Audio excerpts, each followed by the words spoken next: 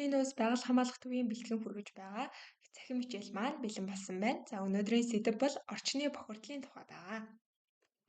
За хүрээлэн орчны бохирдлын төрлүүд маань агаарын бохирдол, хөрсний бохирдол, усны бохирдол, гэрлийн бохирдол, дуу чимээний бохирдол зэрэг бохирдлууд байдаг. За эдгээр бохирдлууд нь хотчлт, хүн амын өсөлт, төвлөрөл, автомашины тоо зэргээс шалтгаалаад зөвшөөрөгдсөн хэмжээнээс давсан үзүүлэлттэй буюу энэ нь бохирдол болдог байгаа.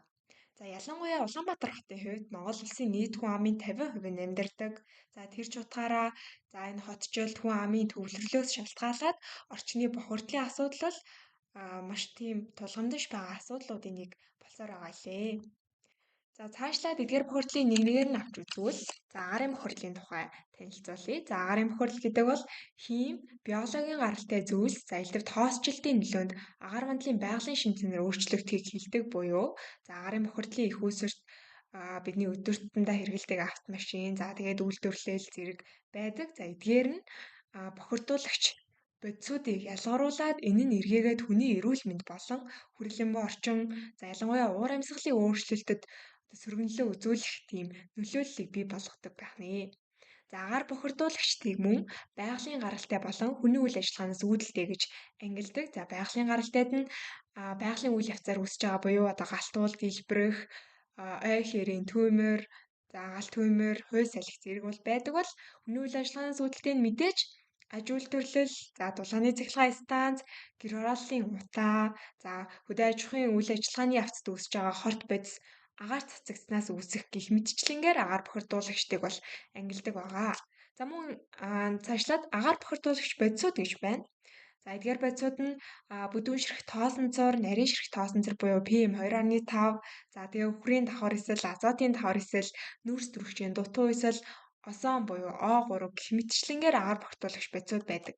За жишээ болгон авч үзэх юм бол тоосонцорын агаар бохирдуулагч байна. За тоосонцор буюу PM10 бохирдуулагч маань хүний үсийг 5%-ны нэгтэй тэнцэх хэмжээний тийм нарийн ширхэгтэй байдаг бол PM2 тоосонцор нь тэрхүү 5%-ны нэгийг 4%-ны нэгтэй тэнцэх буюу тийм нарийн ширхэгтэй тоосонцор бол агарыг бохирдуулж агарын чанарт сөргөнлөө үзүүлж байна гэсэн үг.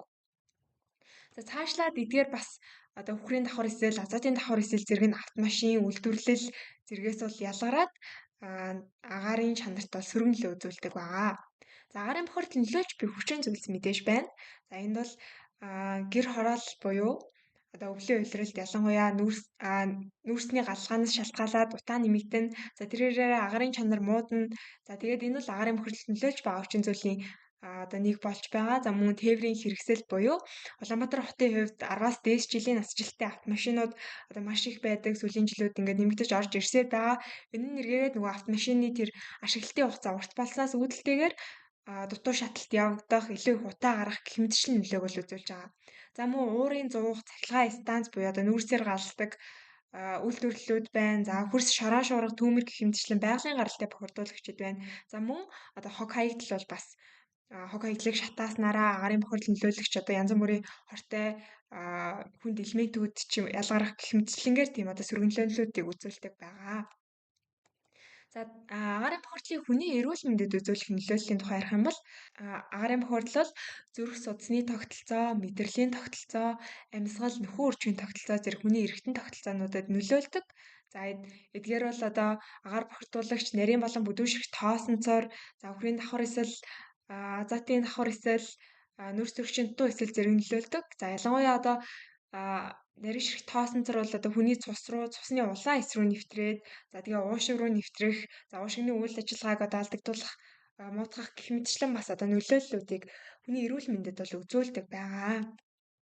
За агаарын бохирдлын хор уршигын тухай хэд хэдэн баримтуудыг мөн оруулж өгсөн. За жишээлбэл Улаанбаатар хотод жилийн хамгийн хүйтэн өдөр нарийн ширхэг тоосонцор буюу PM2.5 бохирдуулагч 687 микрограмм буюу дэлхийн эрүүл мэндийн байгууллагын аюулгүйн түвшнээс 27 дахин их үзүүлэлттэй бол хэмжигдсэн тийм байдаг. За хүүхдийн уушигны үйл ажиллагаа буюу Улаанбаатар хотод хотын нэг бохирдолтой дүүрэгт амьдардаг хүүхэд, өдөө орон нутагт амьдардаг хүүхэд хоёрын уушигны үйл ажиллагааг харьцуулж судлаж үзэхэд бол Улаанбаатар хотын хүүхдийн уушиг бол 40%-аар бага уушигны үйл ажиллагаанд байсан тийм байх жишээ нэ. За мөн Одоо жирэмсэн эмэгтэйчүүдийн эрүүл мэнд буюу агаарын бохирдлын хор уршиг бол одоо хамгийн их жирэмсэн эмэгтэйчүүд болон хүүхдүүдэд их нөлөө үзүүлдэг.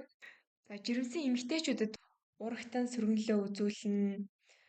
За тэгээд үр зулбалт одоо үүсгэх эрсдэлтэй гэх мэтчлэнгээр их хүүхдийн эрүүл мэндэд бол агаарын бохирдол одоо маш хор хөнөөлтөй байдаг байгаа. За өнгөрсөн 10 жилийн хугацаанд л одоо энэ амьсгалын замын өвчлөл Улаанбаатар хотын хэмжээнд бол ингээд жил ирэх тусмал бол нэмэгцээр байгаа. За тэгээд 10 мянган хүн тутамд амьсгалын замаар халдвар авах тохиолдлууд бол 2.7 дахин нэмэгдсэн байх жишээний. За дараагийнх нь болохоор мэдээж агаарын бохирдлыг гадаад болон дотоод орчны агаарын бохирдол гэж ангилдаг. За дотор орчны агаарын бохирдол бидэнд яагаад чухал вэ гэхээр бид амьдралынхаа 90%-ийг дотор орчинд өнгөрүүлдэг.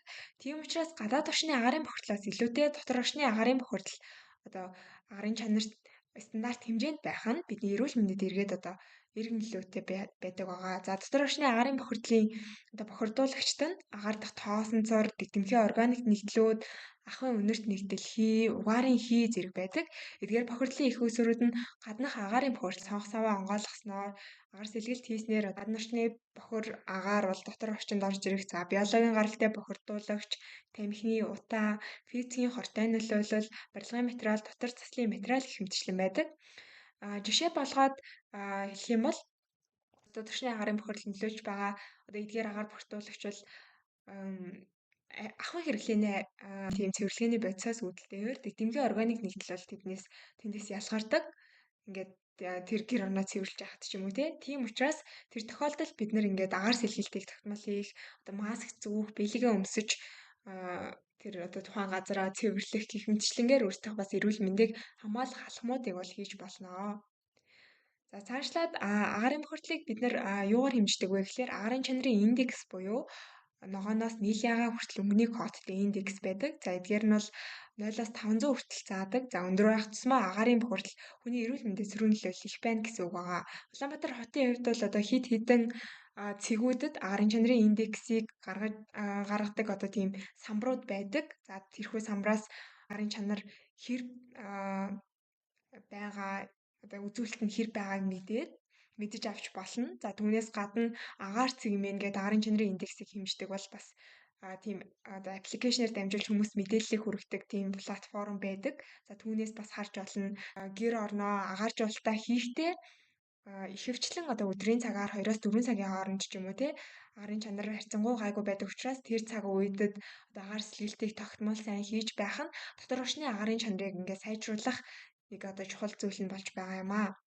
Бохирдлыг бууруулах ямар арга замууд байна вэ гэхээр сэргээгдэх эрчим хүч буюу нүүрснийг одоо түлэлтийг аль болох багасгаж сэргээгдэх эрчим хүчний хувийг нэмэгдүүлэх, хяналттай хэрэглээ буюу гэр хороолт сайжруулсан эрчим хүчний хяналттай зуухныг хэрэглээ, орон байрны дулаалгыг нэмэгдүүлэх зэрэг байна.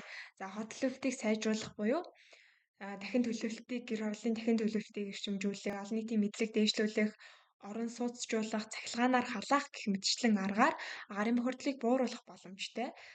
Иргэд агаарын бохирдлоос өөрсдийнхөө эрүүл мэндийг хэрхэн хамгаалах вэ гэвэл тогтмол сайн чанарын шүүлтүртэй амны хаалт зүүх, сүү цагаан эдээг хэрэглэх, за тэгээ агаар сэлгэлтийг сайн хийж байх, дотор орчиндөө бол агаар цэвэршүүлэх гэж одоо авч тавих, гаднаас орж ирж байгаа агаарыг шүүдэг тийм цохны наалтнууд авч хэрэглэх ч юм уу. Ингээ агаар сэлгэнд ингээ сайн гарч байх ч юм уу гэх мэтчлэн арга хэмжээнүүдийг авч хэрэгжүүлэх тохиромжтой юм аа.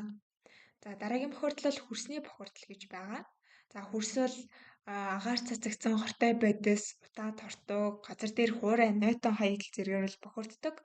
Ингэж одоо хөрс бохирдсноор өөрийнх нь одоо шин чанар нь алдагдаж, за түн дээр амьдарч байгаа амьд организмын эрүүл мэндэд сөргөнлөө үзүүлж байдаг буюу одоо хөрсөн дээр одоо үйл ажиллагаа явуулж байгаа ямар нэгэн объект, за үйл ажиллагаа болгоноос хөрсөн орчин бол ямар нэгэн хэмжээгээр одоо хөрсний илэгдэл болох эсвэл ингээ хөрс бохирдох зэрэг. За хөрсний бохирдлын их үүсвэрт бол Улаанбаатар хотын хувьд нингийн болон хүн металлын бохирдлоор хөрс бол илүү их бохирддог. За нингийн бохирдолд одоо нөхөн жорлон, хог хаягдлын цэг, цэвэрлэх байгууламж зэрэг байдаг бол хүн металлын бохирдлоор одоо шатхуун түгэх станц, за автомашин, засвар үйлчилгээний газрын одоо талбай зэргийн одоо хөрс нь хүн металлын бохирдлоор одоо бохирдох эрсдэлтэй байдаг. За хөрсний бохирдлын нөлөө нь эргээд бидэнд гадаргын болон газар доор усыг бохирдуулах, за гидсний халдварт өвчин, болон мал амтны за хүний гоц халдварт өвчнүүдийг сөргөнлөө үзүүлдэг. Бохирдсон хөрсөн дээр ургаж байгаа ургамал за түүнийг идж байгаа амтан гэх мэтчлэн одоо эргээгээд тэр бохирдсон хөрсний сөрөг нөлөөг үзүүлдэг байгаа. За хөрсний бохирдлын өнөөгийн төлөв байдлын хувьд Улаанбаатар хотод болон аймгийн төвүүдэд хөрсний чанар тодорхойлох шинжил шинжилгээний ажлыг бол зохион байгуулад үнэлээд үнэлтийг бол өгч ажилладаг. За улсын хэмжээнд нийт 496 цагт хөрсний чанарын хяналт шинжилгээг бол хийдэг. За эдгээр хөрсний хяналт шинжилгээ хийсэн мэдээллүүдийг байгаль орчны мэдээллийн сан буюу EIC цэгмээс бол та бүхэн авах боломжтой. Тухайн яг аймгийн төвийн одоо хөрсний хүн металлын шинжилгээ за энэ одоо металлууд нь ямар агуулмжтай байгаа энэ стандартаас давсан байна уу үгүй байна уу гэдгийг бас орж харах боломжтой. За Улаанбаатар хотын хувьд бол 102 цагт жил болгон, аймгийн төвүүдийн хувьд 394 цагт 2 жилд нэг удаа хөрсний хяналт шинжилгээг бол хийдэг байгаа. За цаашлаад авч үзэх юм бол одоо энэ хөрсний бохирдолд нөлөөлөгч Улаанбаатар хотын хувьд бол гол хүчин зүйлүүдийн нэг нөхөн жорлонгийн асуудал байдаг. Нөхөн жорлонгийн бохирдол тийм ээ. Үерийн усаар зөөгдөх, агаарт дэгдэх замаар хүрээлэн орчин болон хүний эрүүл мэндэд эрсдэл үүсгдэг байгаа. Тэгэхээр цаашдаа одоо стандартын дагуу эко ариун цэврийн байгууламж барьж байгуулах, за түүнийг ашиглах үйл ажиллагааг бол эргэн болгон энийг бол хийж хэрэгжүүлэх нь маш чухал асуудал байгаа. Нэгэнт бохирдсон хөрсийг эргээд яаж бохирдлыг нь бууруулах боломжтой вэ гэхээр хийм болон биологийн аргаар бол за мөн ургамалжуулах гэх мэтчлэн аргаар хөрсний бохирдлыг бууруулах боломжтой. Хөрс нь өөрөө маш олон жилийн хугацаанд үе давхаргууд нь тогтдог учраас энийг ингээд дахиад ингээд яг тэр чигт нь аваачна гэдэг бол маш хэцүү асуудал байдаг. Тийм учраас анханасаа хөрсийг аль болох бохирдуулахгүй байх, за бага зэрэг бохирдсон хөрсийг эргээгээд түүний сэргээх тийм арга хэмжээнүүдийг бол авч хэрэгжүүлвэл зохимжтой байдаг. За дараагийнх нь бол хог хаягдал буюу одоо хөрсний бохирдол, хөрс усны бохирдол нөлөөлөгч гол үүсдэг шалтгаан байна л да. За улсын хэмжээнд бол нийт 396 орчим цагт хог хаягдлын төвлөрсөн цэг байдаг.